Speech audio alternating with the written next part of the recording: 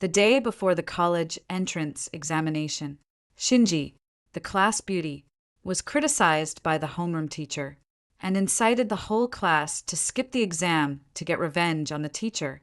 The class monitor, Gu Yanbai, who was also the class beauty's biggest simp, was the first to lead the response.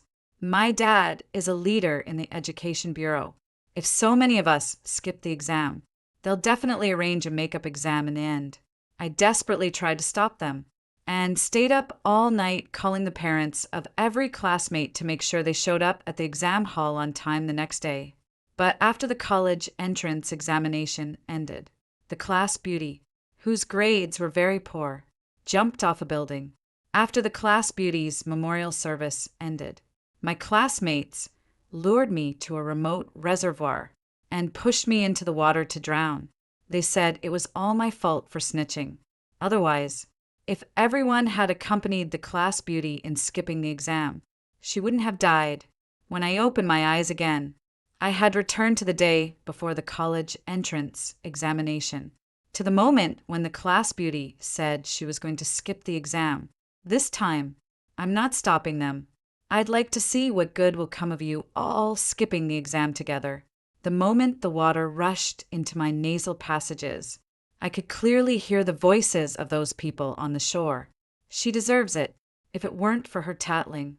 How could Shinji have done something so foolish? What's with the fake nice guy act? So what if you're the class study rep? Let her taste what it's like to be forced into a dead end. 2. I struggled desperately to shout, to tell them it wasn't like that. I contacted our parents, so everyone could take the college entrance exam so your futures wouldn't be ruined by a moment of impulse. But the water gave me no chance. The bone-chilling water swallowed all my sound, swallowed my struggle, swallowed my warmth, and swallowed the last shred of consciousness. In my 18 years of life, my name is Lin Jiasha. I was 18 when I died on the 12th day after the college entrance exam ended. The very night after Shinji, the class Belle's memorial service was held. I was tricked by my classmates to the reservoir on the outskirts of the city and pushed into the water. No one saved me. They stood on the shore watching me sink like they were watching a dull performance. Someone even said, "That's enough, right? Let's go." And then I died from being kind-hearted, died from minding my own business, died from wanting to be a normal person. I thought that was the end of it. 18 years of life. And all I got was, "She deserves it." But the next second, I gasped sharply. Water. It was air. Dry air thick with summer heat, mixed with the familiar smell of cheap chalk dust from the classroom. I opened my eyes. In front of me was the blinding glare of fluorescent lights. Overhead was a ceiling fan creaking as it turned. And before me was a stack of practice test papers that hadn't yet been put away, along with an open copy of 5-year college entrance exam. 3-year simulation. I was sitting by the window in the last row of the classroom. The sunlight outside was fierce, stinging my eyes until they ached. The countdown board beside the blackboard read, "One day until the college entrance exam." My heart gave a sudden jolt at the podium. The girl in a white dress was crying tearfully like a pear blossom in the rain. Her eyes were red, her nose was red, and her voice was soft and trembling with a heartbreaking quiver. "I'm really so upset. Why did the homeroom teacher say that about me?" She said I was a burden to the class, said I had no hope left, said that out of all the classes she'd taught, I was the worst. Shinji, Shinji, Shinji. This voice, these words, this performance. I remember. How could I possibly forget? On this day in my previous life, Shinji cried just like this, and said the same thing. She said the homeroom teacher had criticized her. "Your family is in poor condition. Your grades are bad. And the college entrance exam is just a run for the sake of running. You'd better think about what you'll rely on to make a living in the future." Those words were unpleasant and indeed hurtful, but what the homeroom teacher said was the truth. How poor were Shinji's grades? Her total score in Chinese, math, and English was less than 200. And for science, she basically relied on guessing for her. The college entrance exam really was just a formality. The homeroom teacher was only being too blunt and hadn't considered her face. But Shinji didn't see it that way. After crying for a while, she went back to the classroom and started her performance. I feel like the teacher looks down on a student with poor grades at all. She thinks we're just trash, just here to make up the numbers. I admit I'm not good at studying, but don't underachievers have dignity? 2. Don't we deserve respect? I want the teacher to know that even poor students have backbone. Then she choked up and said the words that changed everything. I want to withdraw from the exam. The classroom erupted in an uproar, and I was still immersed in the huge shock. I'm back. I returned to the day before the college entrance exam. Returned to the day when everyone was still alive, still whole, still ending at the crossroads of life. Except me. I had already died once. Shinji on the podium was still crying, tears falling one by one, each 1L, ending just right. If they fell too fast, they would look fake. If they fell too slowly, they would look dry. This wasn't a natural talent. It was a skill honed over years. I know everyone is having a hard time, all desperately preparing for the college entrance exam. Shinji's voice was thick with sobs, but her eyes had already begun sweeping over the people below the stage. But I want to ask, the university we fought so hard to get into, can it really change anything? Teachers still look down on us, and schools still divide us into different ranks. A setup. She was setting it up. Then it was time for someone to step forward. Indeed, in the aisle seat of the third row, a tall, slender boy stood up. He wore his short hair neatly combed, and his school uniform shirt was ironed without a single wrinkle. On the pocket over his chest was a golden school badge. From head to toe, he looked like the embodiment of 2 words. Decent guyenbai, my class. Monitor, Shinji's #1 bootlicker. What Shinji said is right. His voice wasn't loud, but every word was clear, carrying the certainty and composure unique to a child who grew up in a leadership family. What the teacher said was indeed too much. The purpose of education should be to encourage and guide, not to strike down and deny. If the teacher can't even do the most basic respect, then why should we cooperate with her game rules? He turned around, facing all 42 students in the class, his gaze as resolute as if he were delivering a speech about the fate of the nation and the world, rather than trying to win over a pretty girl. I proposed that the whole class skip the exam. Silence. Then came the whispering. Gu Yanbai placed both hands on the desk and leaned slightly forward, continuing in a tone of, I'm only doing this for your own good. Everyone, don't worry about the consequences. My dad works at the Municipal Education Bureau.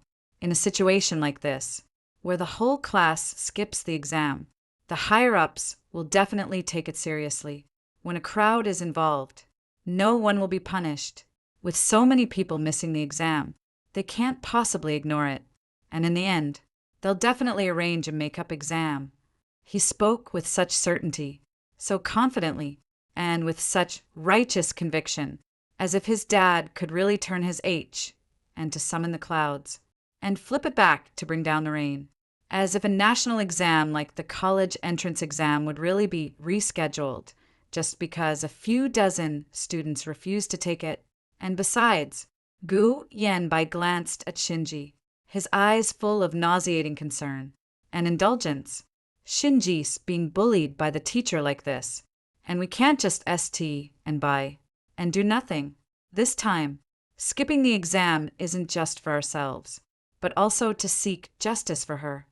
Shinji lowered her head at just the right moment, her shoulders trembling slightly, the tears at the corners of her eyes glistening in the sunlight like shattered crystal. Yanbai, please don't do this for my sake. It's not for you. Gu Yanbai's voice was so gentle it could almost drip water. It's for justice. I watched all this coldly from the last row. Exactly the same. It was exactly the same as in my previous life. In my previous life, after Gu Yanbai said those words, I stood up. I was the study committee member, and I felt it was my duty to urge everyone to stay calm. I told them how important the college entrance exam was, warned them about the risks of skipping it, said the matter wasn't as simple as they thought, and said that Gu Yanbai's father couldn't possibly really get the Education Bureau to go along with it. Even if he was a deputy director, it still wouldn't work. I pleaded earnestly, spoke with heartfelt sincerity, and took every bit of reasoning I knew, and broke it down, and fed it to them piece by piece. So, what happened? Shen Ji looked at me pitifully and said, Yi Sha, you're the study committee member, and your grades are good. So, of course you think the college entrance exam is important. But for us underachievers, exams were always just a formality. In one sentence, she set me against them. Gu Yan by added insult to injury for her. Lin Yi Sha. Don't st and there. And talk without feeling the pain. You're a top student. Of course, you want the college entrance exam to go on as usual. We low achievers are here to keep the bottom for you so you can get a high score. The whole class burst out laughing. No one stood up for me. There wasn't a single one. And then later, I really did contact their parents, calling them one by one. I stayed up late going through my address book, finding each person's home address and contact information, and begging them to make sure they sent their children to the exam site on the day of the college entrance examination. I did everything I could do. They all took the college entrance examination. Everyone got pretty decent scores. Of course, they weren't too good, but compared with a 0, at least they had a score. The parents were very satisfied and lined up in the parents' group chat to thank me. Then Shinji jumped off a building on the day the results came out. She checked her score, just over 300. Not enough for a first-tier university. Not enough for a second-tier university. Not even enough for a decent vocational college. She jumped from the window on the 6th floor of her own home. She was dead. At her memorial service, everyone was crying. Gu Yanbai cried the hardest, kneeling in front of the funeral altar and saying things like, "It's all my fault. I couldn't skip the exam with you, so I left you to bear all of this alone." In the crowd, I looked at Shinji's framed portrait, unable to put into words what I was feeling. I saved them. I saved everyone except Shinji, but they didn't think so. On the night the memorial service ended, they called me to the reservoir on the outskirts of the city. It's all your fault for tattling. Otherwise, if everyone had skipped the exam together with the class beauty, she wouldn't have killed herself after feeling betrayed by everyone. Why did you have to meddle? You ruined our promise with the class beauty. Then they pushed me into the water. I looked at their blurred faces, listening to their accusations, all talking over one another. That was the first time I learned that the outcome of saving someone could be death. It turned out that at the end of a group's stupidity and cowardice, a scapegoat was needed to pay the price. It turned out that so-called camaraderie among classmates was nothing more than a helping H, and when everyone rushed to kick someone down. Now, I'm back. Shinji's tears were still falling, her voice still trembling, and the performance was still going on. Gu Yanbai's hands were still planted on the desk as he passionately urged everyone to give up the exam. The students around them were whispering to one another. Some looked hesitant, some were itching to try, and some had already started signing the exam withdrawal commitment letter H, and over by Gu Yanbai. Everything is going according to the script. Only this time, there are no lines for Lin Jixia in the script anymore. I lean back in my chair, the corners of my mouth lifting slightly. Makeup exam opportunity impossible. The college entrance examination will not be repeated for anyone. The law does not punish the majority. That's something told to children. Collectively, abandoning the college entrance exam before it begins is so egregious in nature and so serious in its impact that no official would dare to cover for you. So this time, you want to skip the exam? Suit yourselves. You think this is about ST ending up for Shinji? Go ahead. You believe Gu Yenbai's promise? Sure, believe it. I can't be bothered anymore. In my previous life, I tried to interfere once, and even lost my life. This time, I'll only take care of myself. On the podium, Shinji's gaze swept over the last row. Seeing me sitting quietly there, she paused slightly. She probably thought I would ST and up and speak. At this point in my previous life, I had already been arguing with Gu Yanbai, but this time, I simply sat there quietly and smiled at her. Shinji blinked. Tears were still clinging to her lashes, but the corner of her mouth moved almost imperceptibly. She was smug. She thought she had succeeded, thought that even I, the class study monitor, had tacitly approved her uprising. Naive, I lowered my head and opened the workbook of wrong answers in front of me. It was densely filled with revision notes for the final stage. There's 1 day left until the college entrance exam, and I have memories of the college entrance exam. I still remember what questions were on it, including the last big math problem. I need to hurry and practice my problem-solving steps. In my previous life, I performed normally and got into a pretty good 985 university. But this year, Tsinghua, here I come. The class bell rang.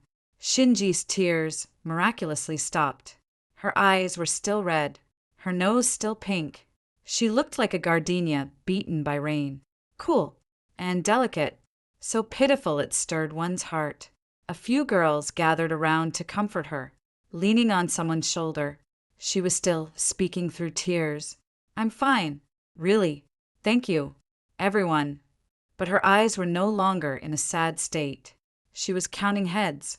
Her gaze swept from left to right across every corner of the classroom, quickly and precisely calculating how many people had signed the pledge to forgo the exam. 13, it's still far from enough. What she wanted was for the entire class to forgo the exam, for all 40, 2 of them to accompany her without missing a single one. This wasn't for some so-called dignity, nor was it to pursue so-called justice. She just didn't want to be embarrassed all by herself. If the whole class skipped the exam, then scoring over 300 wouldn't be a problem for her. After all, if everyone got 0, hers would still be higher than 0. If the whole class gave up the exam, then the homeroom teacher saying she had no hope would become a joke. If the whole class didn't take it, who were you expecting to have hope? If the whole class gave up the exam, then she would no longer be a poor student crushed by teachers, but a hero who led her classmates in resisting injustice. What a perfect script. Shinji's gaze swept across the classroom before finally landing on me. I was quietly reviewing at the back row, and the fluorescent light above stretched my shadow long. She was the only one who noticed my abnormal behavior, because I shouldn't have been this quiet at this point in my previous life.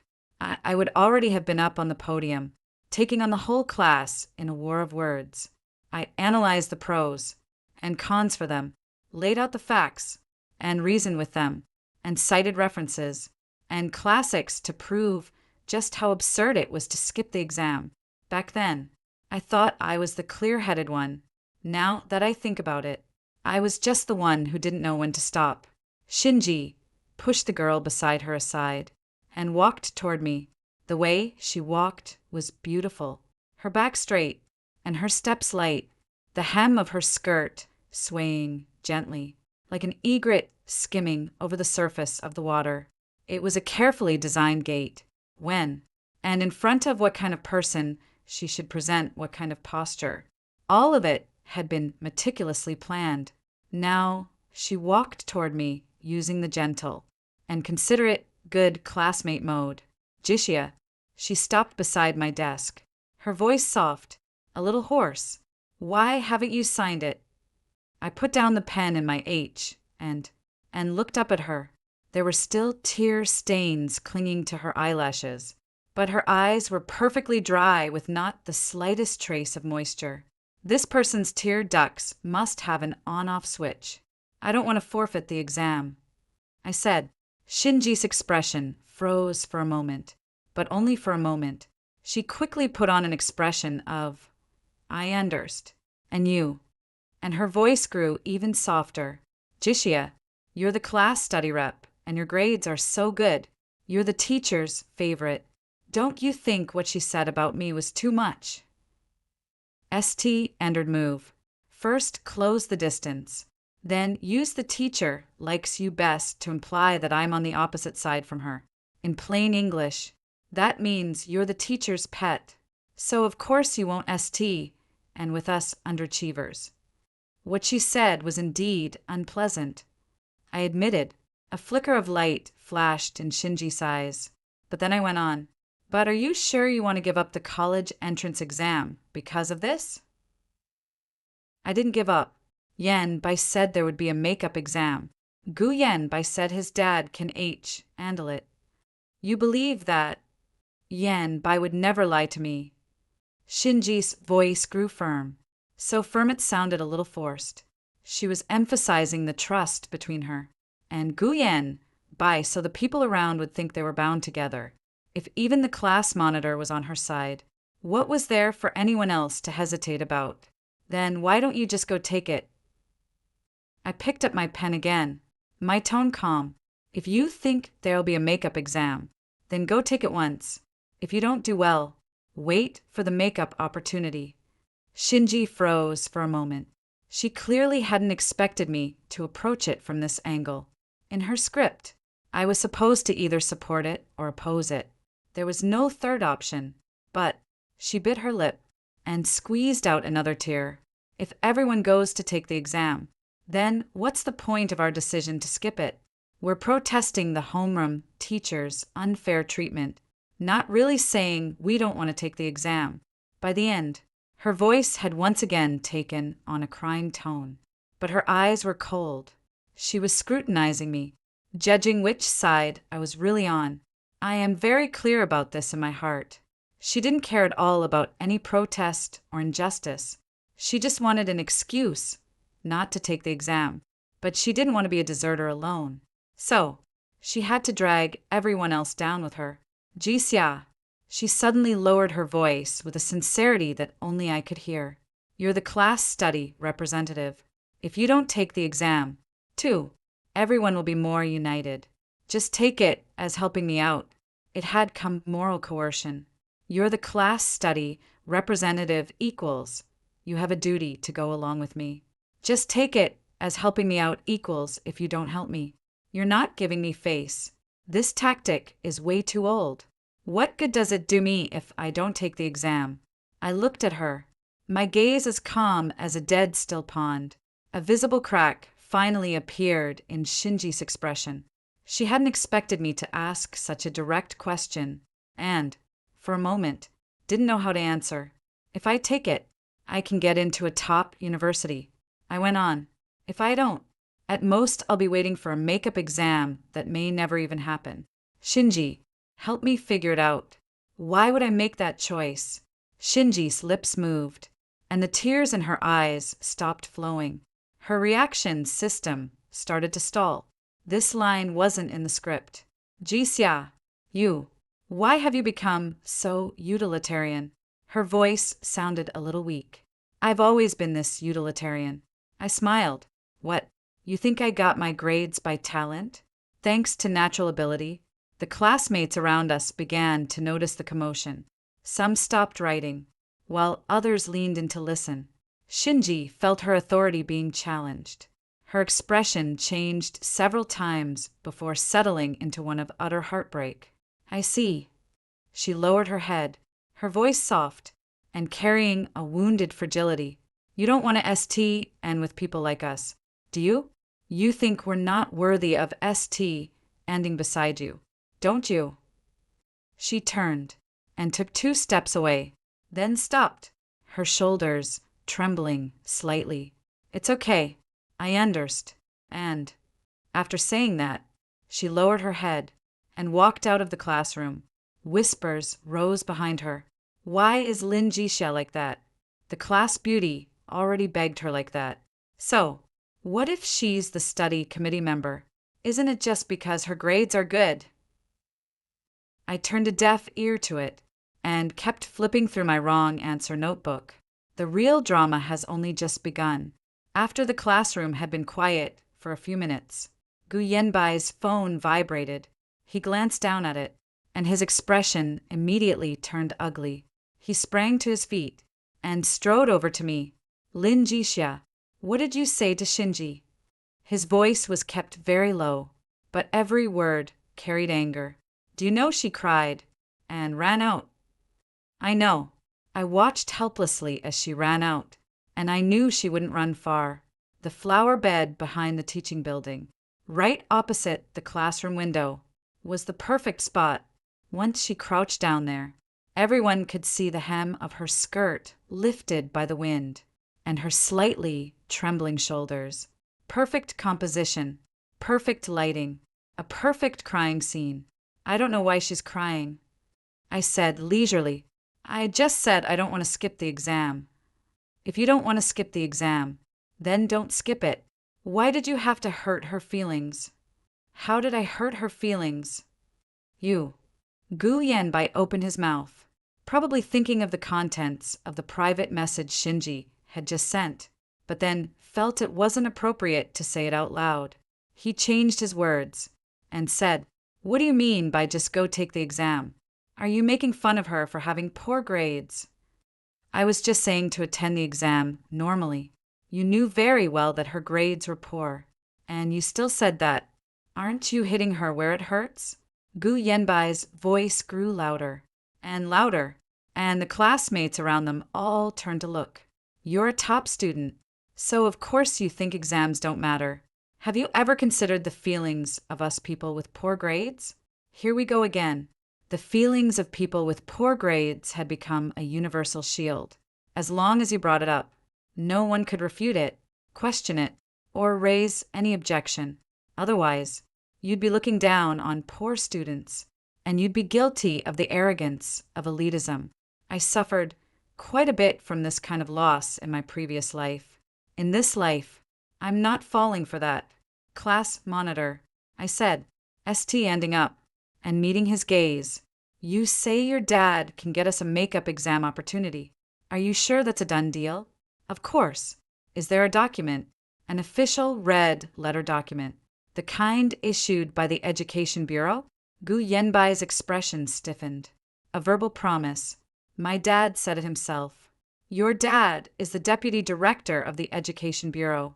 Can he decide on makeup exams for the college entrance exam? I laughed. Gu Yanbai, if your dad were really that impressive, would you still be placing at the bottom of the grade every time? Several stifled laughs rang out in the classroom. Gu Yanbai's face turned the color of pig liver. His grades really weren't that good. Below average, only middling at best. And he relied entirely on his father's connections to save face. You've got guts, he said through gritted teeth. You'll regret this.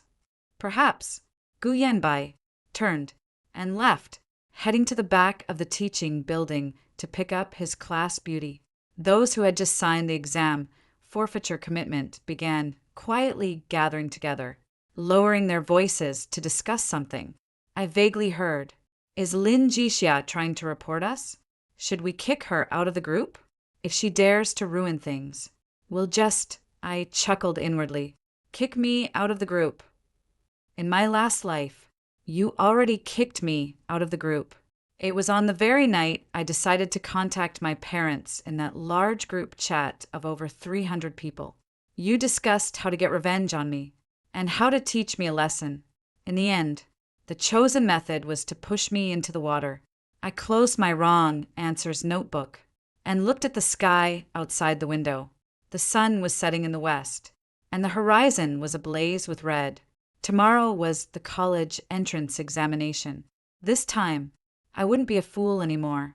You want the court death, and I'll oblige you. When school was over, Shinji had, as expected, recovered. She walked out of the school gate, surrounded by Guyanbai, and several other girls wearing the relaxed look of someone who had survived a disaster. There were still faint red marks at the corners of her eyes, making her whole person look like a flower that had just weathered a storm, fragile, delicate, yet stubbornly unbowed. When she reached the school gate, she suddenly stopped, turned back, and looked at me. In that glance, there was pity, condescending sympathy, and a barely perceptible sneer. "Is Jisya going home alone?" she asked me. "Hum. Be careful on the way home." Her voice was very gentle. "Good luck at the exam hall tomorrow." She said it off, Anli, but I could hear the meaning behind it. "Good luck at the exam tomorrow. You'll be going alone. None of you us are going. You'll be the only one in the whole class taking the college entrance exam." She thought this kind of loneliness of the whole world ending against me would scare me. No, she wasn't thinking that. She was hoping it would. She wanted me to feel afraid, to feel isolated, to feel that I had made the wrong choice, and then obediently join their group of students boycotting the exam. Unfortunately, I'm not falling for that. "See you tomorrow," I said. She froze for a moment, probably not expecting me to answer so bluntly. I turned and walked away. After walking more than 10 m, I heard a burst of laughter behind me. That was Shinji's laugh, clear and crisp, like silver bells, as if it were some sort of triumphant declaration. She was telling everyone, "Look, I won." I kept walking forward expressionlessly. On this day in my previous life, at 11 o'clock at night, I sent Shinji a long message explaining the importance of the college entrance exam, urging her not to act on impulse, and saying that I could tutor her and make sure she could score dozens more points on the last day. She didn't reply. Later, I found out that she had taken my screenshot of the message I sent and posted it in the class group chat with the caption, "Lin Jixia is really such a saint." The group chat was filled with ha-ha-has. Simps end up with everything they deserve. No, with nothing at all. Does the class beauty need your help? She has the class monitor. Does Lin Jixia really think she can save the world? These comments were forwarded to me later.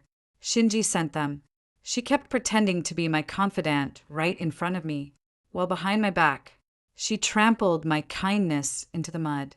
And she still had the nerve to say that I took out my phone and opened the class group chat. The messages were already at 99 plus. Scrolling up, it was all discussion about skipping the exam. Guyanbai posted a long paragraph, several hundred words, analyzing the political significance and social impact of a collective exam boycott. The wording was so professional, and the logic so airtight that it was obvious it had been copy-pasted, probably written by some secretary at his father's workplace. In summary, a collective exam boycott does leave some room for maneuver in policy terms, according to the relevant regulations of the Ministry of Education. C.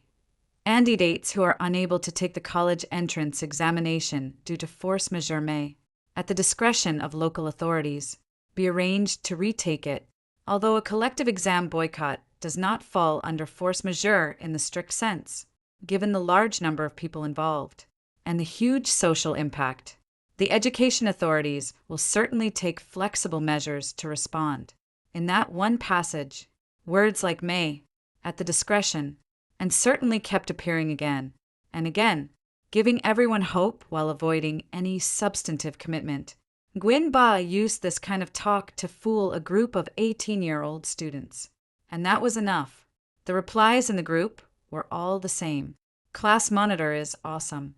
Class monitor is amazing. With the class monitor here, what do we have to be afraid of? Someone also mentioned me.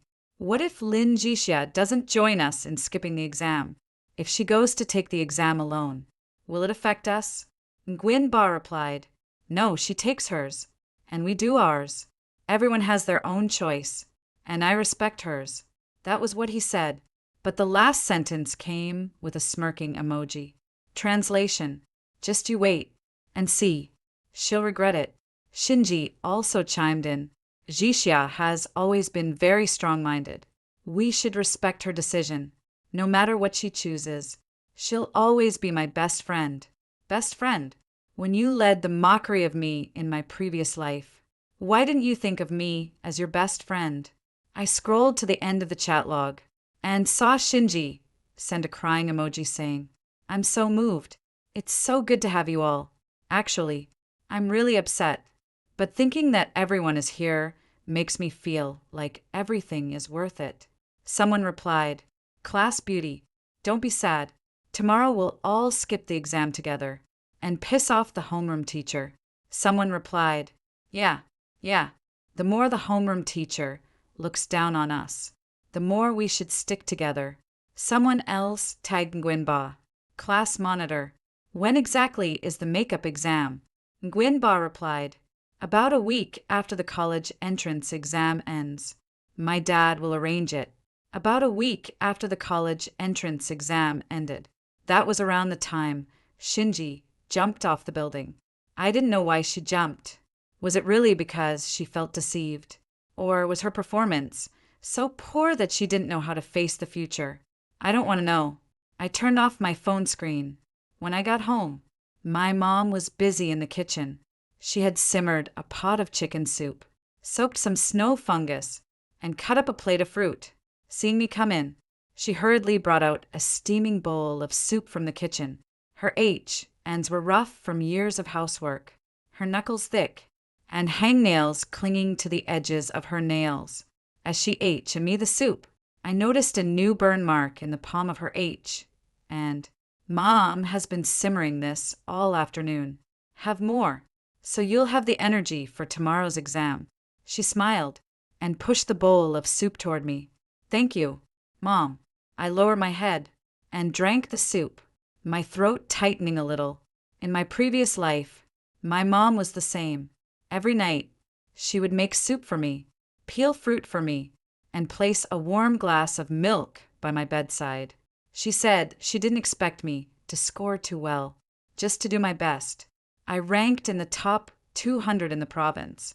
She cried tears of joy, hugging my report card, and crying all night, saying, my daughter is really something. And then, later, I died. My mom cried so hard by the reservoir that she fainted 3 times. I don't know what happened to her after that, because I was dead. The dead don't know about the living, but I know it must have hurt a lot. It must have hurt so much. I finished the soup, put down the bowl, and looked at my mom's busy back. Mom, can you take me to the exam venue tomorrow? My mom turned around and froze for a moment. She rarely offered to take me herself because our family only had one old electric bike, and riding it to the exam venue would make people laugh at us. But this time, I spoke up. Okay, Mom will take you there.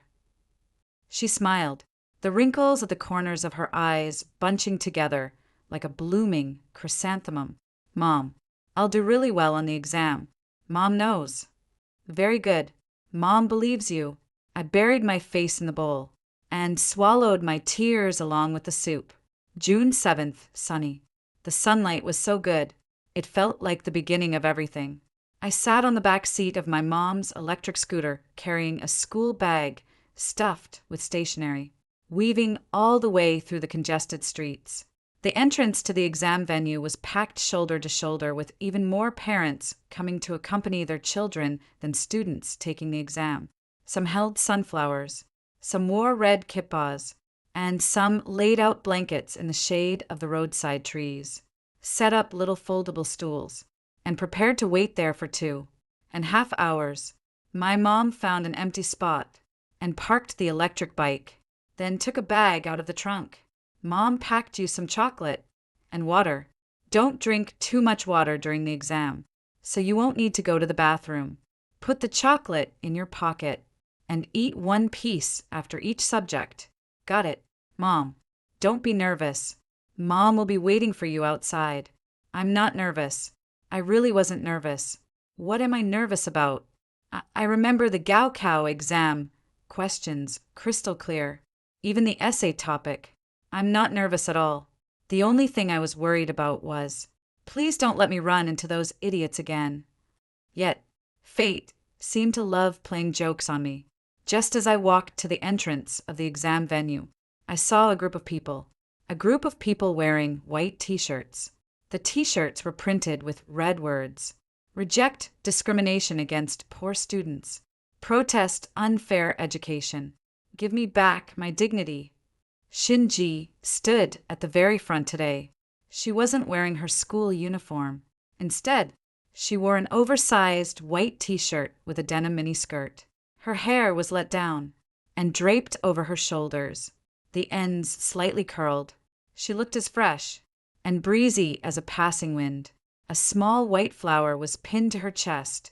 Her eyes were slightly red, and her lips were pressed together lightly. The whole of her was wrapped in an almost sacred air of grief. St. ending beside her was Guyenbai, also in a white t-shirt, along with 20-odd classmates from the same class at the entrance to exam hall. They had hung a banner with red characters on a white background that read, "Not a single one can be left behind." Passers-by kept turning their heads to look. Some stopped to take photos, while others whispered among themselves. There was a reporter. There really was a reporter. A man carrying a video camera, and a woman holding a microphone stood in front of Shinji. A local TV station logo was affixed to the microphone. Shinji was speaking to the camera, her voice neither too loud nor too soft, just enough for everyone around her to hear. Her trembled slightly, tears welling in her eyes, but she held them back and didn't let them fall. This kind of holding back tears was even more moving than actually crying. I just want more people to pay attention to the issue of educational fairness. Her voice was soft yet firm, each word seeming to be squeezed out from the depths of her heart. Are students with poor grades not worthy of respect? Don't we deserve to have dreams? The reporter's eyes lit up. This kind of news is a traffic magnet. So, you've decided to collect all of you to skip the exam.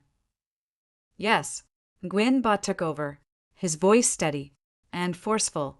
All 42 students in our class, all 42 of us, will give up this college entrance exam. 42. She counted me in as well. 42 students skipped the exam. The reporter's voice rose an octave. Yes. Nguyenba nodded, his expression stern and solemn. We want to express our protest against an unfair education system in the most thorough way possible. More and more people gathered around. Some took out their phones to record videos. Some discussed the matter, and some shook their heads and sighed.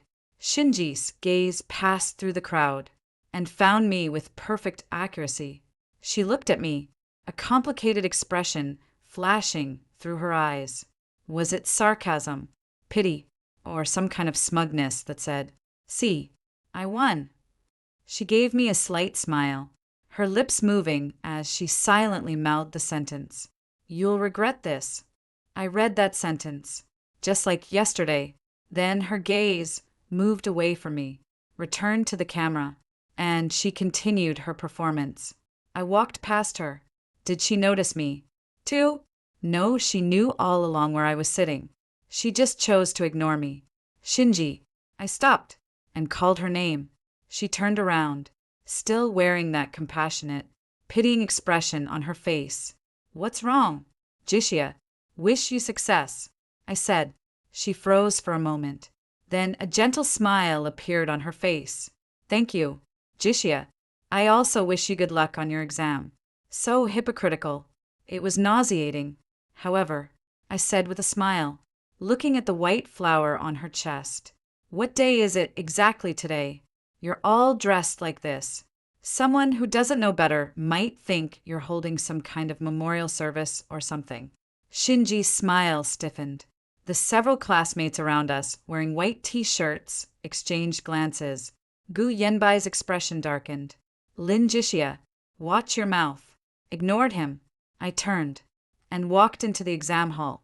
Behind me, Some people were cursing me, some were laughing, and some were whispering. I didn't look back. The exam hall was very quiet. The proctor was handing out answer sheets. Sunlight shone in through the window, casting a bright patch of light on the desk. I sat in my seat and laid out my pencil, eraser, and admission ticket one by one. Take a deep breath. The bell rang. I opened the answer sheet. Name, admission ticket number, seat number. Then comes the first question. For the first question, choose B. For the second question, choose C. Question 3, choose A. Every word I wrote was as certain as if the answer were right there in front of me, because the answer really was right in front of me, in my memory. I had already gone over it twice in my head. I knew every option, every fill in the blank, every reading comprehension passage, and every scoring point in every question of the comprehensive humanities section by heart. Chinese, unsurprisingly, math, like a fish in water, science, with ease, English, effortlessly. Over the 2 days of the college entrance exam, I was the first person to walk out of the exam room in every session. Not because I wanted to show off, but because I had finished, checked my answers 3 times, and there was really nothing left to change. The moment and in each paper, I had an unshakable feeling. Tsinghua secured. 2 days later, the final subject, English, was and in. I walked out of the exam hall and saw the school gate packed with a dark mass of people. There was no Shinji among them, no white t-shirts, no banner. Everything was as if nothing had happened. But I knew that things had already started to ferment on my phone. The class group chat had already blown up. Not because of how well they did on the exam. They hadn't even taken it. It was because the news about the makeup exam never came at first. Gu Yanbai was still calming everyone down in the group chat. Don't worry. My dad said there'll be a meeting to discuss it after the exam, and we'll have results as soon as next week. Someone started to question it, but it seems like there have been cases of an entire class missing an exam in other provinces, too. And in the end, there still wasn't any makeup exam. Gu Yanbai replied quickly, "That's someone else. Our situation is different. My dad works at the Education Bureau, so we have insider information." Really? When have I ever lied to you? The group chat fell silent for a while, then was flooded again with "Long live the class monitor. Trust the class monitor and gain eternal life. Waiting for the makeup exam." I flipped through it and couldn't help laughing. Believe the class monitor and attain eternal life. What you believe in is the class monitor's father, and the class monitor's father is probably already being questioned by the organization right now. I gave my mom a call. "Done with the exam?" "Done. How's it going?" "Very good." My mom laughed on the other end of the phone, her laughter tinged with tears. "Then Mom will come pick you up, and I'll make you braised pork ribs tonight." "Okay." I hung up the phone and stood waiting under the shade of a tree. The sun was scorching, and the cicadas' chirping was deafening. The college entrance exams are over. The battle that belonged to me was over. The fight belonging to another group of people had only just begun. The days after the college entrance exam were as calm as an artificial lake. Every day, I stayed home reading, sleeping, and helping my mom with the housework. Occasionally, I went out for a walk, living the life of a retired senior cadre. Meanwhile, in the class group chat, a different drama played out every single day. The first day after skipping the exam, the main theme in the group chat was celebration. "Damn, it's finally over." "No, wait, it's finally not over." Haha. Laughter. I heard this year's college entrance exam was insanely hard. Luckily, we didn't take it. Exactly. I heard the last big math problem went beyond the syllabus. Good thing we're waiting for the makeup exam and get a free shot at easier questions. Class monitor. Will the makeup exam questions be easier? Nguyenba replied, Probably. Makeup exams are usually backup papers, so the difficulty should be a bit lower. Where did he get that confidence from? Backup paper with lower difficulty? The backup exam paper is only used when the original paper suffers a major incident, such as a leak. Its difficulty is generally never lower than the original, and many times it is deliberately made even harder in order to balance the difficulty.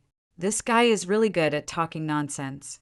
But no one questioned him because, in their minds, Nguyen Ba was the son of the deputy director of the Education Bureau. So, whatever he said had to be right. This underlying logic of being right about everything just because you have a good father sustained all of their lucky assumptions. From the second day to the fifth day after skipping the exam, the main theme became waiting. When will the makeup exam notice be issued? Class rep, has your dad heard any latest news? I checked the Education Bureau's website every day, and there's still nothing about a makeup exam. Guy Yenbai's reply began to sound official. Everyone, please stay calm. Following the proper procedure takes time. For something this big, there's no way an outcome could come out in just a few days. Someone started to feel vaguely uneasy.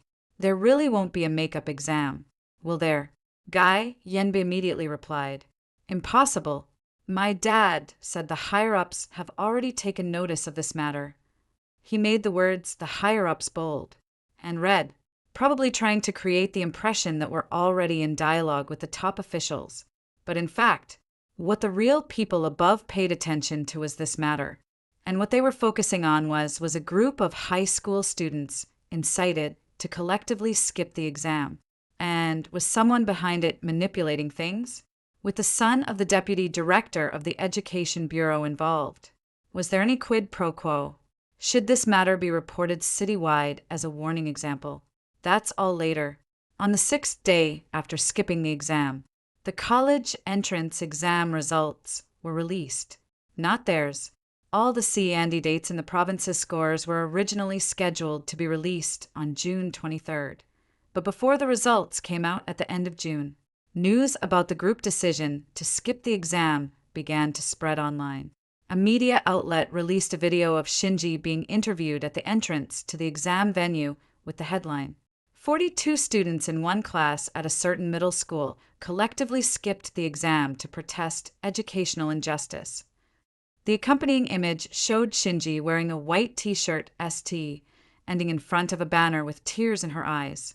The video went viral. The comments were sharply divided. Some people praised them for having backbone. Kids these days are amazing, brave enough to say no to unfairness. Others called them idiots. College is your own future. You're using your own prospects to protest. Are you brain dead? Shinji reposted this news in the group chat with the caption, "Thank you all for your support. Our voices have finally been heard." Her tone was light and airy, carrying a sense of satisfaction, as if everything had finally settled into place. She really thought this matter would have a good outcome. She really thought that once the media paid attention and the public opinion heated up, the Education Bureau would back down. What she didn't know was that while she was still sharing the news and feeling smug about it, Gu Yenbai's father had already been suspended. The news was something Gu Yenbai himself said in the group chat. My dad has been suspended and is under investigation. He said those words were like a bomb thrown into the water. The group chat instantly exploded. What happened? Why? Didn't you say your dad could handle it? Class monitor. Your dad has been suspended. What about the makeup exam? So, everything you said before was fake. A barrage of questions came crashing down on Gu Yenbai, and he couldn't hold them off. He only said, I'm not sure what's going on either. I'll ask around, and then tell you. Then he fell silent. The people in the group chat started to panic. Damn, did this get out of hand? Could it really be that there's no makeup exam? That can't be right. So many people missed the exam. There's no way the Education Bureau would just ignore it. Or, should we go sit in front of the Education Bureau? Damn it, are you crazy? If there's no makeup exam, My life is ruined. At this point, human nature began to reveal its true colors. The people who had earlier vowed to fight for justice were now all talking about my life, my future, and my prospects. No one mentioned Shinji. No one mentioned resisting injustice. No one mentioned anything like the dignity of a poor student. Everyone's focus had turned into this. Could I still get into college? Shinji sent a message in the group. Everyone, don't panic. Bai will think of a way. After a long silence, someone replied, his dad has already been suspended. What way can he still think of? Shinji did not reply to that. I guessed her expression must have been very interesting. The goddess of justice, her persona she had painstakingly built up over so long, was shattered by reality in that instant because she knew better than anyone there was no makeup exam at all. From the very beginning, it had all been bragging from Bai, and she packaged Bai's bragging as a righteous promise, using it to pressure the whole class into running away with her. Now the bubble had burst, but her performance was not over yet. The next day, Shinji sent a very, very long message in the group chat. I'm sorry, everyone. It's all my fault. I dragged you down. I was the one who said I wanted to skip the exam first. Bai only said his dad could handle it to help me. He meant no harm. He just wanted to help me. I'm really heartbroken. Just thinking that my impulsiveness caused everyone to suffer these consequences makes me feel so selfish. If time could turn back, I would never have said that. I would definitely go take the exam. Honestly, even if I scored 0, it would be better than dragging everyone down. Then came a string of crying emojis. This whole routine of it's all my fault. I'm to blame. I'm the sinner translates to I've already apologized, so you can't blame me. If you do blame me, then it means you lack compassion. A familiar formula, a familiar taste, but this time the effect was weakened. Someone replied to her, Class beauty, don't be too hard on yourself. Things have already come to this, so let's figure out a way. Someone else said, actually it can all be blamed on you. The class monitor is also responsible. And another person said something rather hurtful. To be honest, if your grades were a bit better, you wouldn't have come up with this idea. Shinji didn't fire back. She could only play the wrong victim, not the shrew. Her fighting power was only good enough to deal with people willing to fall for her act. When faced with words that truly hit her sore spot, she would only pretend to be dead. Then the day the scores were released arrived. June 23rd, 12 a.m. I sat in front of the computer and logged into the Provincial Education Examinations Institute website. Account, password, verification code. The page refreshed. Top 10 in the province. Tsinghua. It's settled. I took a screenshot of the score page and sent it to my mom. My mom replied instantly, Baby, you're amazing. Then came a string of voice messages, so choked with sobs that she could barely speak. I didn't open them because I was afraid I would cry. 2. I carefully reviewed my report card and confirmed that the scores in each subject were about the same as I had expected. Then I closed the page, turned off the light, and lay down on the bed. In the darkness, I could hear my own heartbeat. Plop, plop, plop. I had finally done it. In my previous life, I had also gotten very good scores, but not this good. In this life, because of the memories from my past life, I set a higher goal and achieved it. Tsinghua, the best university in the country. I lay in the darkness, the corners of my mouth slowly curling up. Meanwhile, a tragic and brutal spectacle was unfolding in the class group chat. As soon as the news of the score release came out, the group chat exploded more violently than at any time before. The scores are out. The scores are out. Have you checked? Check what? We didn't even take the exam. No, I mean, this year's cutoff score is out. And it's so high that even if we take the makeup exam, can we score that high? The makeup exam? Will there really still be a makeup exam? Where's the class monitor? Class monitor, say something. Gu Yenji did not make a sound. Shinji also did not make a sound. The others began frantically at ing them. At Guyenji, class monitor. What on earth is going on? At Shinji, class flower. Didn't you say the class monitor would take responsibility? My parents have already started asking me.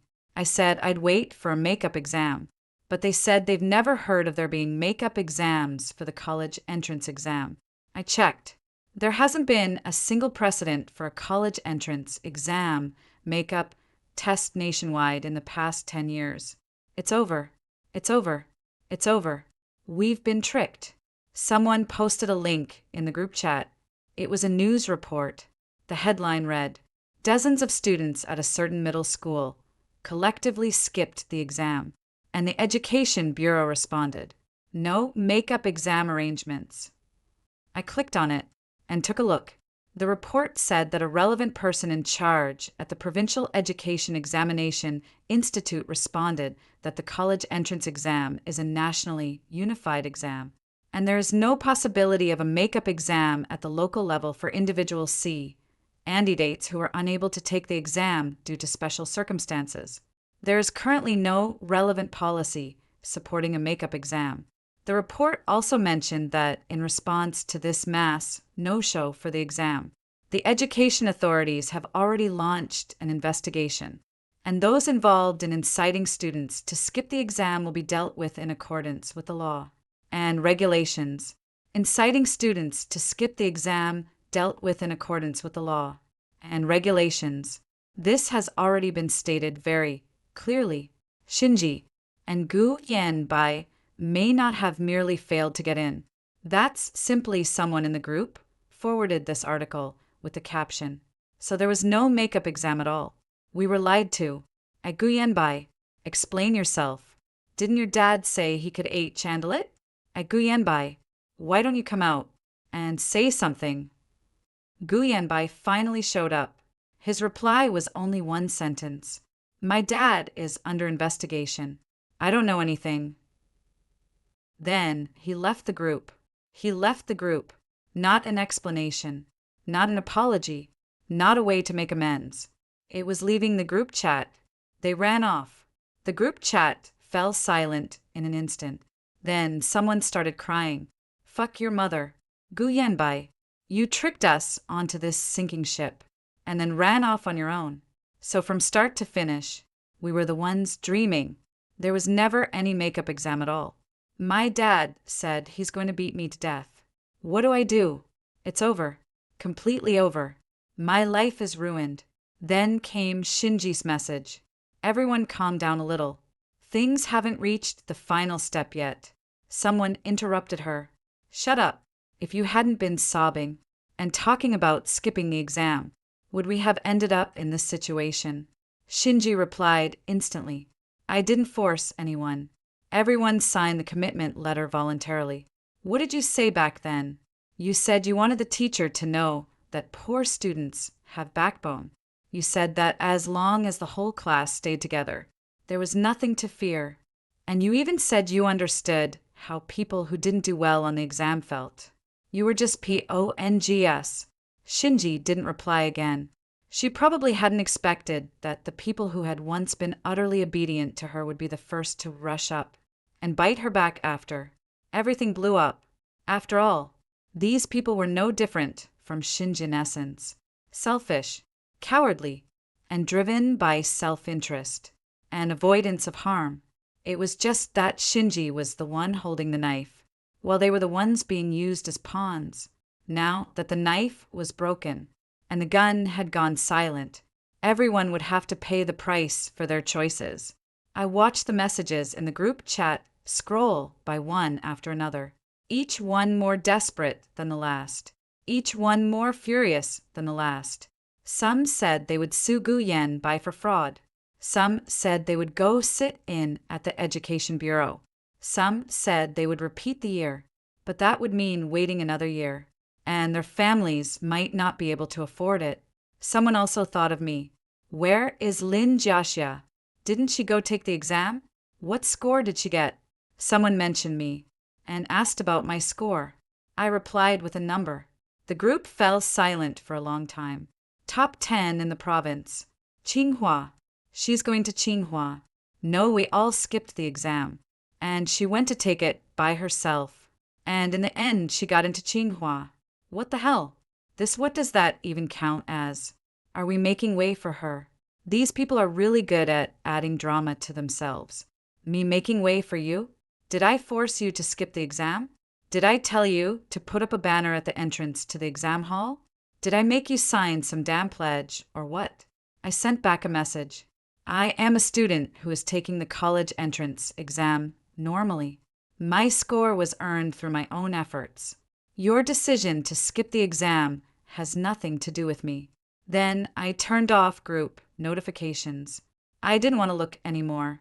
No need to keep watching. What happens next won't require me to do anything. They'll tear each other apart on their own.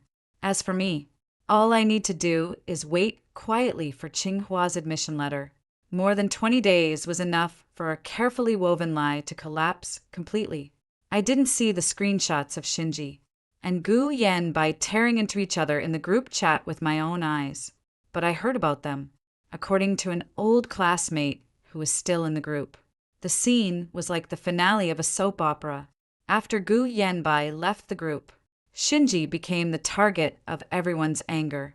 At first, she tried to play dead, sending a long string of innocent-looking emojis, and saying, I didn't know it would turn out like this either, and I was fooled, too. But soon, someone posted the chat records. It was a conversation from when Shinji had previously messaged some classmates privately. It's okay if you don't sign it, but I really need your support. If you don't sign it, I'll feel like you don't see me as a friend. Yenbai said his dad has already made arrangements, so there's definitely no problem with the makeup exam. If you don't believe it, then there's nothing I can do. These words alone may not seem like much, but together, they are blatant moral blackmail, even more outrageous. Someone dug up Shinji's remarks from the day before. She skipped the exam. At a small gathering, Shinji personally said, Actually, I don't want to take the college entrance exam at all. My grades are so bad that even if I took it, I'd just embarrass myself. But if it's framed as protesting the teacher's unfairness, that's different. People will say we've got backbone, not that we're avoiding the exam. This recording was captured on tape. The recording spread wildly through the group chat. Shinji's persona completely collapsed at this moment. The so-called for dignity and for resistance against injustice were nothing more than a poor student finding a respectable excuse for her own avoidance. And Gu Yanbai was nothing more than a simp cleaning up after a selfish woman. Neither of them was any good, but the real blow was yet to come. The Education Bureau's investigation results were in. Gu Yanbai's father, Director Gu, was dismissed from his position as deputy director for making inappropriate remarks and engaging in misconduct in the collective exam boycott incident, and was and over to the Disciplinary Inspection Department for further investigation. In the subsequent notice, Director Gu was found to have other economic problems and was suspected of taking bribes, and the case was and over to the judicial authorities for and Ling. Gu Yanbai's good dad was gone. He went from being a second-generation official to the son of a convicted official. When the news spread to the group chat, some people were gloating, some were cheering, and others belatedly realized that relying on his father to solve the makeup exam issue had been a joke from the very beginning. But now, whatever is said is too late. The college entrance exam results have already been settled, and the university admissions process has already ended. Not to mention makeup exams. Even the registration period for repeating a year has already passed. For this group of people, they can either wait until next year to repeat a year or just say goodbye to their college dreams altogether. Some chose to repeat the year, but repeating a year is not something you can do just because you want to. The tuition for a repeat year runs into tens of thousands a year, and with living expenses and study materials included. It's a hefty burden for many families. Some people's families simply can't afford it. So they have no choice but to accept their fate and go out to work.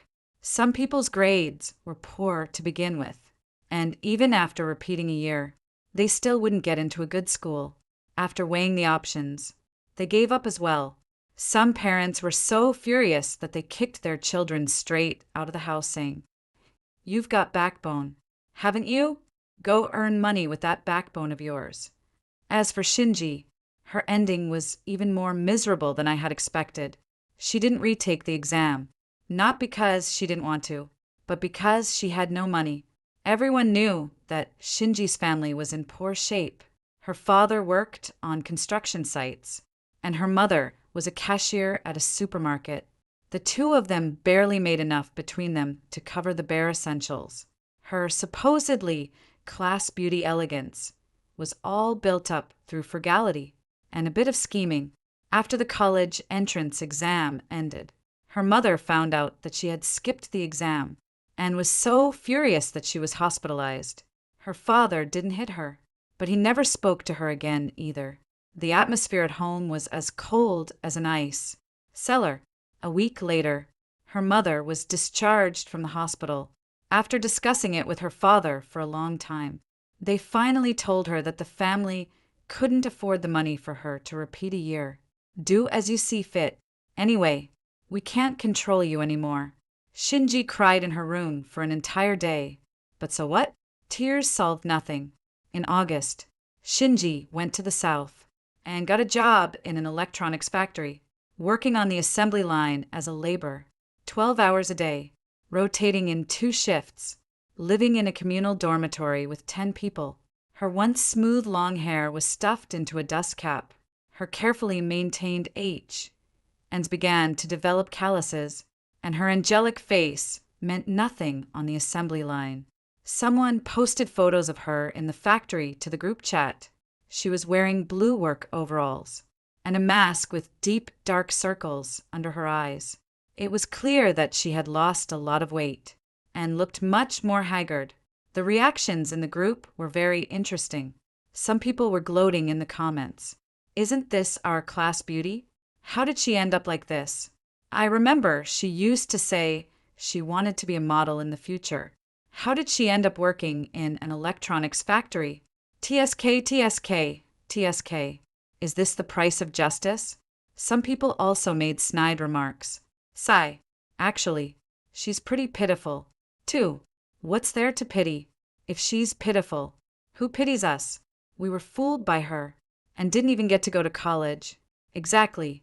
She brought it on herself. No one spoke up for her. Not one. The former favorite of the group, class beauty, and the goddess Shinji, now has no one in this chat group willing to speak up for her. Those who once rushed to like her posts, leave comments, and curry favor with her are now all busy trying to distance themselves from her. This is human nature. Of course, Shinji's no good person, but these people aren't much better either. They are Shinji's accomplices, and also her mirror image. Selfish, hypocritical, and driven by self-interest and the avoidance of harm. It's just that Shinji's methods were more clever, while they were even stupider. Now that the fools have come to their senses, they've started cursing the even worse one. But what happens after the cursing is over? After all that cursing, wasn't life still the same? Wasn't their lives still ruined all the same? Late July, on an ordinary afternoon, the sun was so blazing it felt like it was going to melt the entire city. I was watering the flowers on the balcony when I heard someone downstairs calling my name. Lin Jiuxia, your package. I leaned out and saw the postal delivery guy holding up a large red envelope and waving at me hard. EMS from Tsinghua University. My hands were trembling slightly, but I forced myself to stay calm as I went downstairs. When the delivery guy and me the package, he even took a second look. Then his eyes widened all at once. Tsinghua University. You got into Tsinghua University. Oh my God. Incredible. Incredible. Incredible. The delivery guy gave me a thumbs up. his smile even brighter than mine. It's been years since anyone from our neighborhood got into Tsinghua or Peking University. You've brought honor to all of us. I was a little embarrassed by all his praise. After signing my name, I took the red envelope. On the bright red cover, the gold-stamped words, Tsinghua University admission letter, shone brilliantly in the sunlight. I held it in my hands as if I were holding a glass bottle filled with stars. My hands were shaking. My heart was trembling. Too, in my previous life, I had also received an admission letter, but it wasn't this one. That one was good, too, from a top university. But it didn't make me as excited as this one did because it was different. I had traded my life for it. Yes, I was reborn. I sat for the exam with my memories and got a better score. But if I hadn't gone through all those experiences in my previous life, I wouldn't have had so much awareness, and I wouldn't have had such strong motivation. In my past life, I drowned in a reservoir, dying suffocated, dying miserably, dying without ever understanding why. In this life, I'm going to live higher than anyone and shine brighter than anyone. I took the admission notice upstairs, and my mom was knitting in the living room. When she saw the red envelope in my and she froze for a moment, the knitting needle in her and fell to the floor, making a crisp, clear sound. This is Mom. I got into Tsinghua. My mother froze. 3 seconds later, she burst into tears with a wah. It wasn't a quiet sob, but a full-on wail. She rushed over and hugged me, burying her face in my shoulder, crying like a child. I was held in her arms, and the admission letter in my and was squeezed out of shape, but I didn't want to break free. Mom, stop crying. Mom is just happy. Mom is just too happy. Her voice was muffled, wet, mixed with tears, and snot. Not pleasant at all, but it was the sweetest sound I had ever heard. My dad came back from outside and saw the scene. At first, he was terribly nervous, thinking something had happened. When he saw the words on the red envelope, the tall man stood in the doorway, frozen for a full half-minute, and then his eyes turned red. Daughter, Dad didn't raise you for nothing. After saying that, he turned and went into the kitchen, but I saw him secretly wipe his eyes with his sleeve. That night, my dad went out and bought a box of fireworks and set them off downstairs for 10 minutes. The neighbors were driven crazy by the noise. Someone stuck their head out and shouted, "Why are you setting off fireworks in the middle of the night? Are you sick in the head?" My dad yelled at the top of his lungs. My daughter got into Tsinghua University. The cursing stopped at once, replaced by silence, then scattered applause, and then a stranger's voice drifted over from far away. Congratulations. Congratulations. We're happy for you, too. My dad was so delighted. He looked like a fool and set off another crate. I looked at the fireworks bursting outside the window, their multicolored lights reflected on the glass, like a GR and performance stage just for me. Then I took out my phone and opened the class group chat.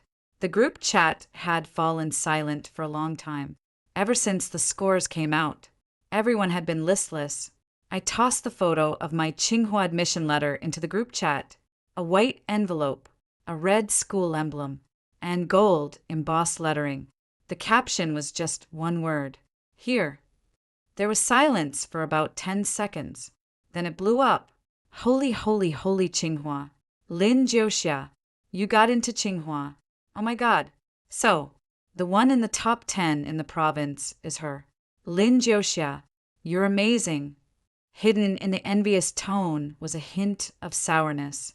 Sure enough, before long someone started speaking, sarcastically. Some people are just lucky.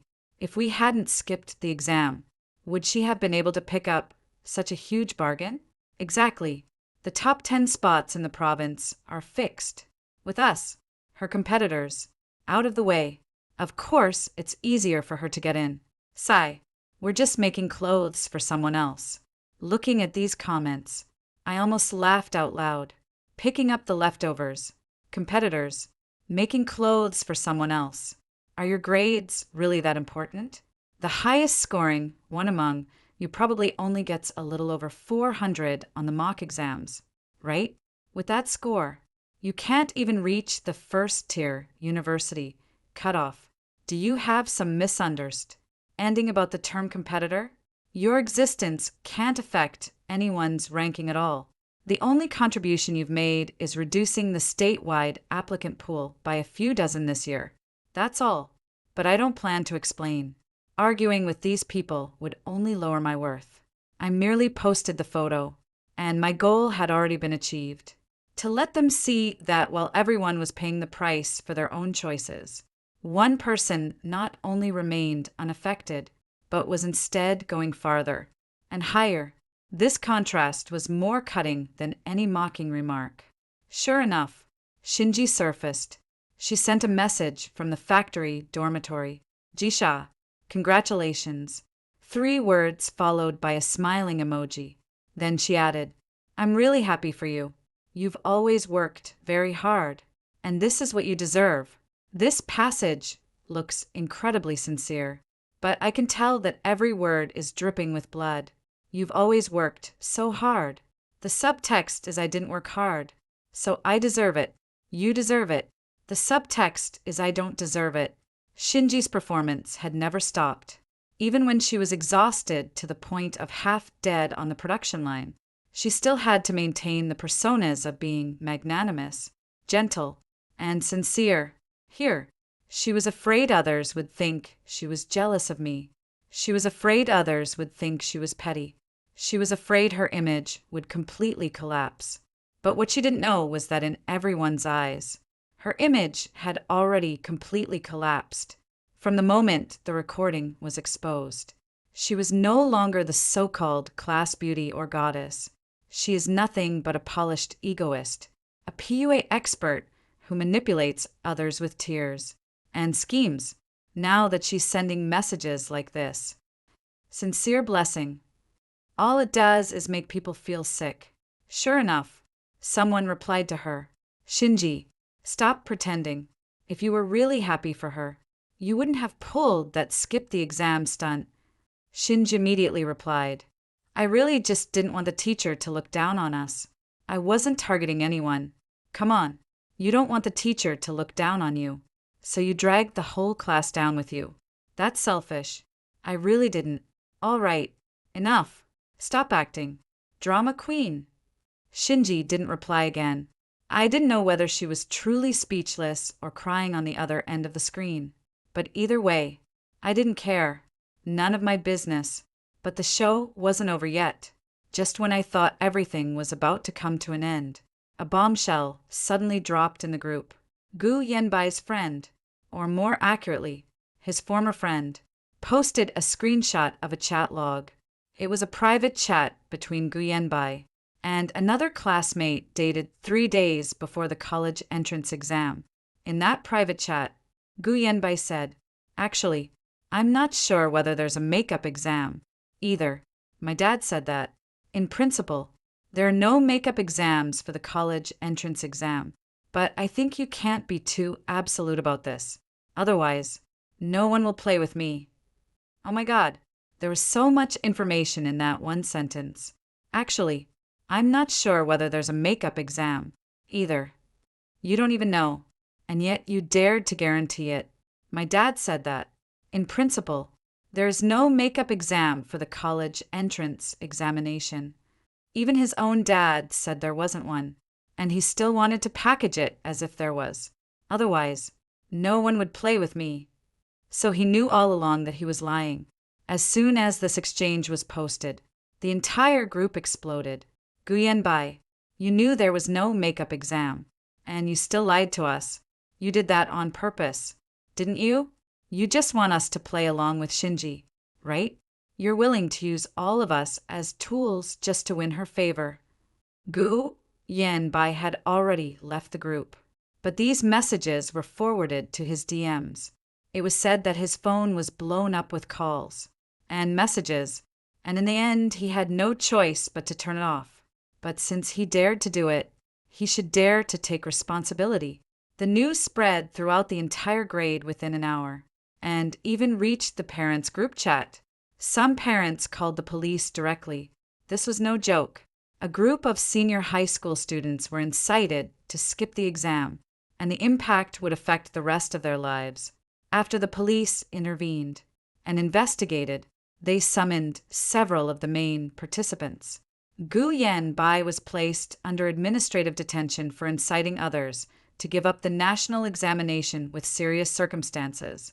And because his father's matter was still in the spotlight, Shinji was given a warning for actively participating in and inducing others to skip the exam. Both of their life records ended up with this mark. 1. Administrative detention. 1 warning. Later, someone told me that when Gu Yanbai was taken away, his mother cried heartbrokenly in the neighborhood. He's only 18. He's still a child. When I heard that, I almost burst out laughing. 18 years old, and still a child? Then the person they ruined by keeping from college wasn't also a child? Then wasn't I the one they pushed into the water and drowned also a child? Oh, I forgot. In their St. Anderds, only their own people are people. Everyone else is just a stepping stone. In September, I stood in front of the gate of Tsinghua University, dragging my suitcase. The second gate, gray-white stone bricks, an old-fashioned arched gateway with the 3 characters Tsinghua Garden engraved above it. Sunlight filtered through the branches and leaves of the plane trees, casting dappled shadows on the ground. I take a deep breath. This is true. I really am ST-ending here. I didn't die in that icy reservoir. I didn't sink to the bottom of that muddy river. And I wasn't hastily buried at the age of 18. I am alive. ST-ending here. ST-ending before the gate of the best university in China. The phone vibrated a few times. It was a message from the WeChat group. I hadn't left the group, not to watch the drama, but to remind myself never to forget what those people looked like. Is anyone there? Something happened to Shinji. I opened the message and slowly scrolled down. Shinji couldn't keep going at the electronics factory for even 2 months. It wasn't that the factory fired her. She couldn't ST and it herself. The work on the assembly line was boring, repetitive, and exhausting. ST ending 12 hours a day felt like being in prison. Her delicate, fair ends began to blister and callous, and the dirt under her nails could never be washed clean. She started making mistakes.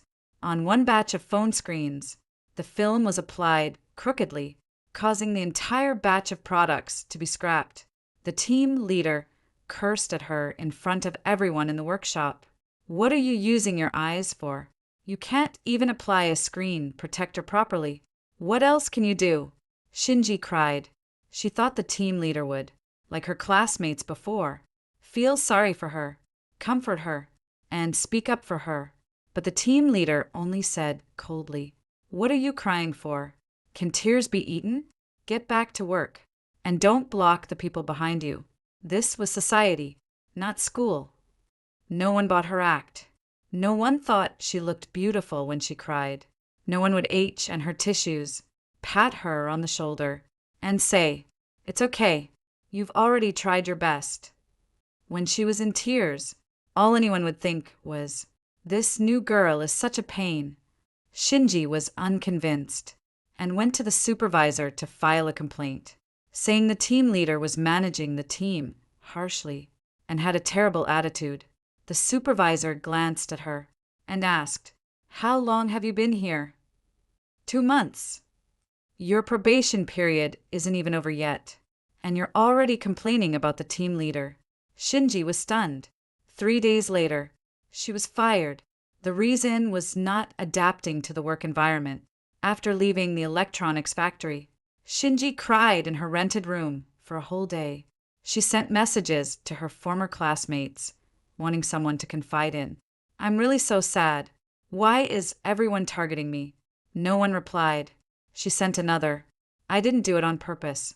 I just wanted to do my job well. Still no one replied. She was unwilling to give up and sent a third message. I really miss you all.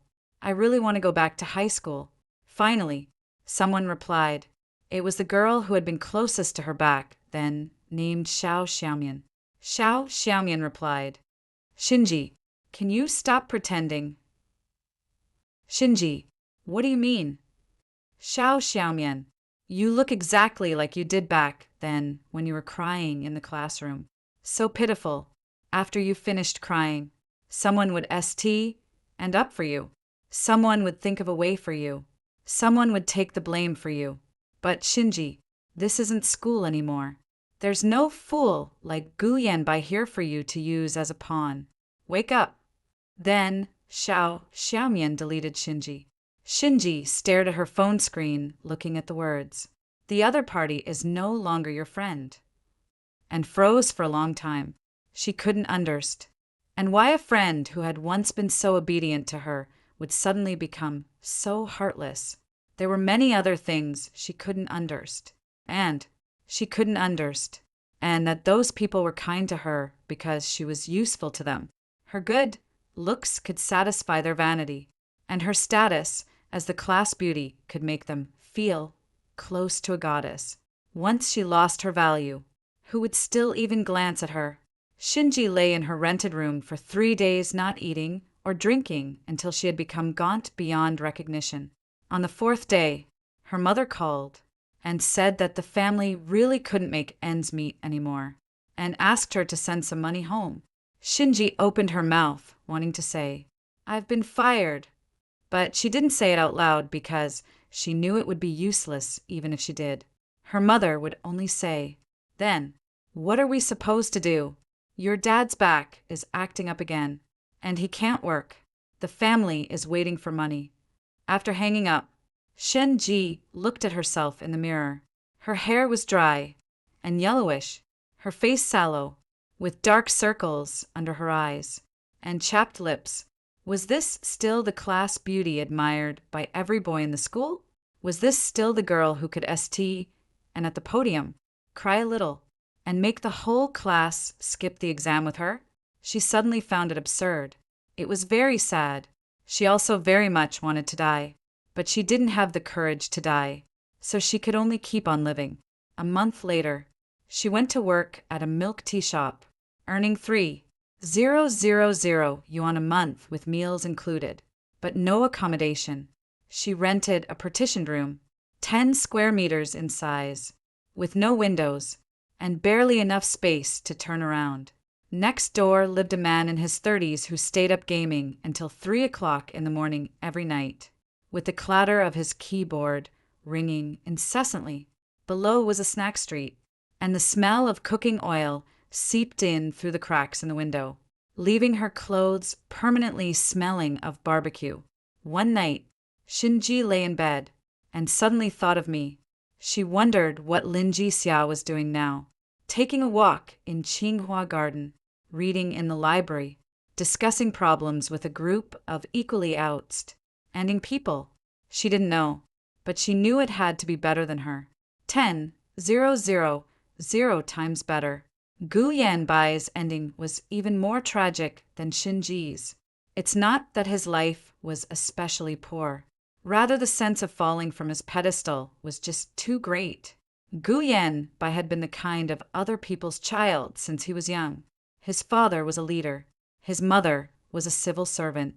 They lived in a school district apartment, and they drove an Audi A6. In middle school, he was the class monitor, the teacher's favorite, and the one his classmates tried to curry favor with. He was used to being held in high esteem. He was used to having people greet him with, "Hello, class monitor," wherever he went. He was used to using, my dad says, to get through every kind of back door. He had even gotten used to using my dad to chase girls, telling Shinji that his father was the deputy director of the education bureau, hinting that she'd have a bright future if she stayed with him. And of course, Shinji took the bait. It wasn't because she liked him, but because she thought he was useful from the very beginning. The two of them had been using each other. Gu Yanbai used Shinji's class beauty aura to enhance his own status. Class monitor with class beauty. A perfect match made in heaven. Shinji used Gu Yanbai's resources and connections to maintain her dignity. Backed by someone, she dared to act domineeringly in class. Now, both sides ended up badly hurt after Director Gu was investigated. It was found that the amount of bribery exceeded 2 million, and he was sentenced to 7 years in prison. When the news reached the group chat, everyone was shocked. It wasn't that they were shocked by his bribery, but by the amount. 2 million. He ruined his own son's life for just those 2 million.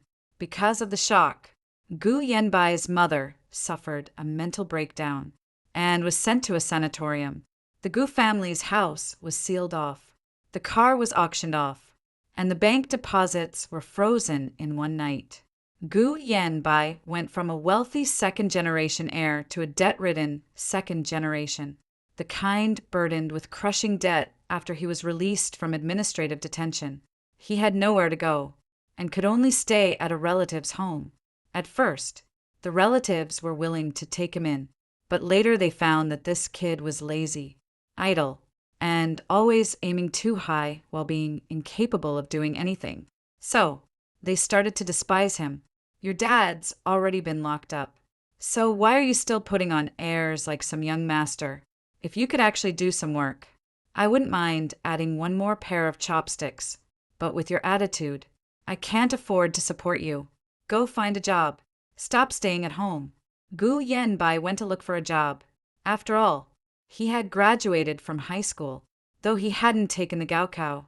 So, finding some kind of manual labor shouldn't be too hard. But he looked down on manual labor. He thought of himself as a class monitor and a second-generation official. So, how could he go serve dishes or carry bricks? He wanted an office job, but office jobs required at least a junior college diploma, which he didn't have.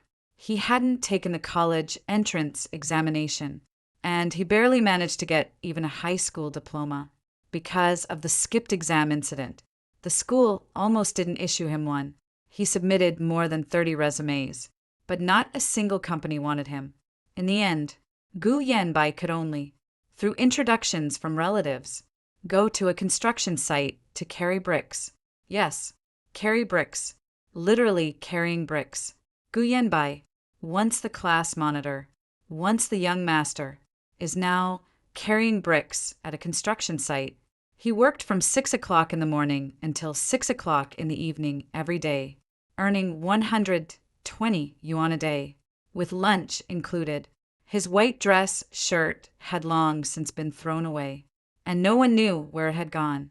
The gold school badge pinned to his uniform had long since been lost, along with his father's official cap. What he was wearing now was a t-shirt bought from the wholesale market for 15 yuan each. Dull gray, and covered in cement and dust. Someone took a photo of him and posted it in the group chat. In the photo, Gu Yanbai was tan dark, much thinner than before, with a scruffy beard and a dazed look in his eyes. He was squatting in a corner of the construction site eating, holding a stainless steel lunchbox in his hands, which contained stewed cabbage with vermicelli. He ate hurriedly, as if afraid someone would snatch it away. Someone in the group commented, "Isn't this our class monitor? How did he end up like this?" TSK, TSK, TSK. If he had honestly gone to take the exam back then, he wouldn't have fallen into this state. He deserves it. Who told him to trick us? Someone also said something fair. Actually, he was harmed by Shinji, too. That sentence was immediately drowned out because, in this group, no one cared about fairness. They only cared about venting their anger and dissatisfaction. Gu Yanbai didn't reply in the group. He had probably deleted the group long ago and blacklisted everyone's contact information. He didn't want to face those people. He didn't want to face the ones who had once fawned over him because my dad is the bureau chief. And then abandoned him after his father was taken down. He didn't want to face those people who had once stood with him outside the exam hall, holding a banner, but were now calling him a liar behind his back. But he had no way to escape it.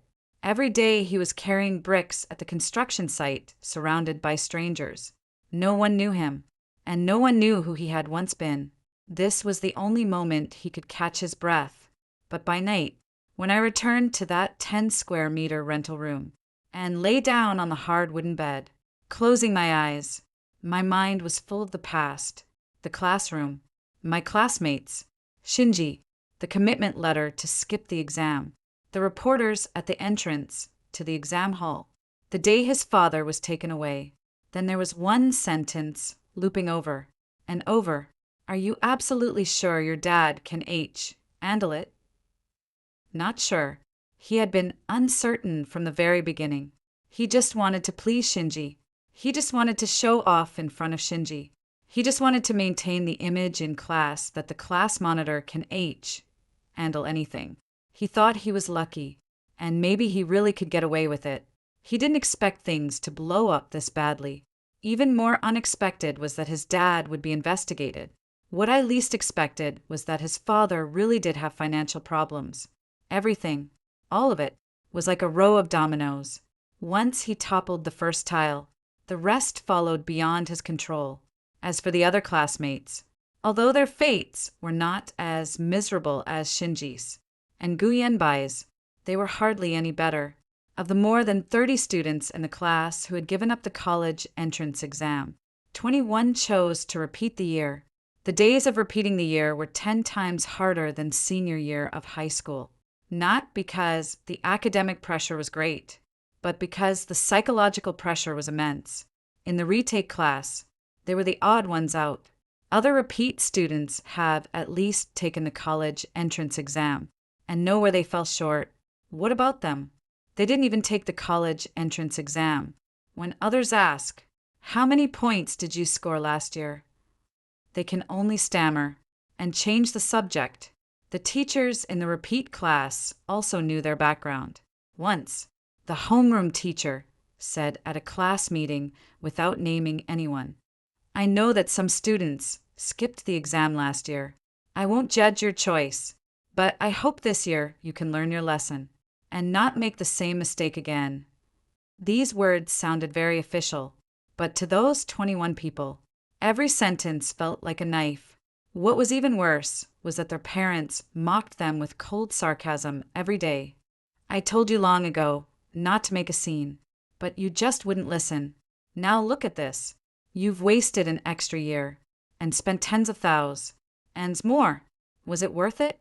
Your classmate XXX got into a top university, and you didn't even take the college entrance exam. Where do you expect me to put my old face? If you still can't get in this year, then don't come back." Every day of repeating the year was agony. Some people couldn't take it anymore and started skipping class, going online, and playing games, venting all their pressure in the virtual world. Some people scored just over 300 points on the first mock exam of the repeat year and broke down crying, saying, "I'm just a loser." There were also those who gritted their teeth and held on, studying from 6 o'clock in the morning until 11 o'clock at night every day, desperately grinding through practice questions. But how much can one extra year of repeating really improve things for an ordinary person? Improving by 50 or 60 points is already pretty good. Going from a vocational college to a third-tier university, or from a third-tier university to a second-tier one. Hoping to jump from just over 300 points to the first-tier cutoff. Dream on. Those who chose not to retake the exam either went out to work or stayed unemployed at home. Those who went to work ended up in all kinds of different places. Some people worked as waiters in restaurants, some as cashiers in supermarkets, some as sorters at courier companies, and some went to factory assembly lines. Not a single person was doing the job they wanted to do. Not a single person was getting a salary that satisfied them. There was a girl named Li Xiaowei with above-average grades. If she had performed normally, she could have gotten into a second-tier undergraduate university. She followed Shinji and skipped the exam. Repeat a year. Her family couldn't come up with the money. Work. She was unwilling. In the end, she got married to a man from the neighboring village who was 8 years older than her. The bride price was 200,000 yuan, all of which went to her younger brother's schooling. On the wedding day, she stood in the courtyard expressionlessly, wearing a rented wedding dress. Someone took a photo of her and posted it in the group chat. Some said, "Congratulations, congratulations." Some said that the most important thing in life isn't love, but money. And some said, "Your husband," and looks pretty honest. Li Xiaowei didn't reply to any of them. Later, someone asked her privately, "Are you doing okay?" She replied, "SOZO." Just 2 words. But beneath those 2 words, how much unwillingness and helplessness were hidden, only she knew. There was also one person named Wang Hao. He was my desk mating class. He was one of the few people who still had a pretty good relationship with me in my previous life. He did not sign the pledge to give up the exam. He took my advice and sat for the college entrance examination, got into a second-tier university, and lived an ordinary, uneventful life. But in this life, everything changed because he had a crush on Shinji. Yes, Wang Hao had a crush on Shinji. He never said it, but I knew the way he looked at Shinji was different, with a kind of cautious, reverent light, as if he were looking at a goddess. In this lifetime, because Shinji had secretly sought him out before giving up the exam, crying her heart out as she said, "Brother Hao, you'll ST and by me, right?" He fell for it. He signed the agreement to forego the exam. He did not take the college entrance examination. Just like that, his life was ruined by the gentle, quiet classmate I remembered. After the results came out, Wang Hao became a completely different person. He started drinking, and whenever he got drunk, he would curse Shinji. In the group chat, You ruined me. You ruined my life. I must have been blind to have ever liked you back then. You get out here. You come out here." Shinji did not reply.